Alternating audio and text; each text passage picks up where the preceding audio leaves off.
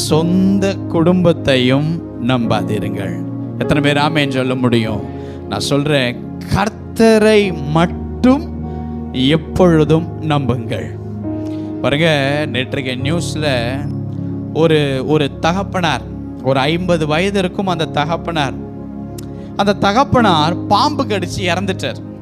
கட்டுவிரின் பாம்பு கடிச்சு இறந்துட்டார்.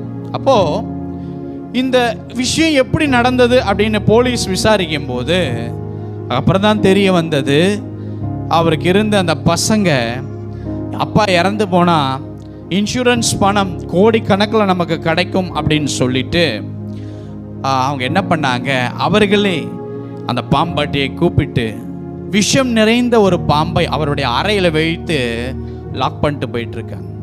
அந்த பாம்பு கொத்தி தன் சொந்த அந்த பிள்ளையுடைய தகப்பனார் இறந்து போகும்போது கடைசியில் விசாரணையில் தெரிய வந்தது, அவர்கள் ஒப்புக்கொண்டாங்க, நாங்கள் அந்த இன்சூரன்ஸ் அமௌண்ட் கோடிக்கணக்கு கையில் வரும் நம்பி எங்கள் அப்பாவை நாங்களே பாம்பை வச்சு கடிக்க வச்சு சாகடிச்சிட்டோம். ஹல்லேலூயா. நான் யோசித்து பார்க்கிறேன், இப்போ அந்த ஆத்துமாவுக்கு இது தெரியுமா? தெரியாது. அப்போ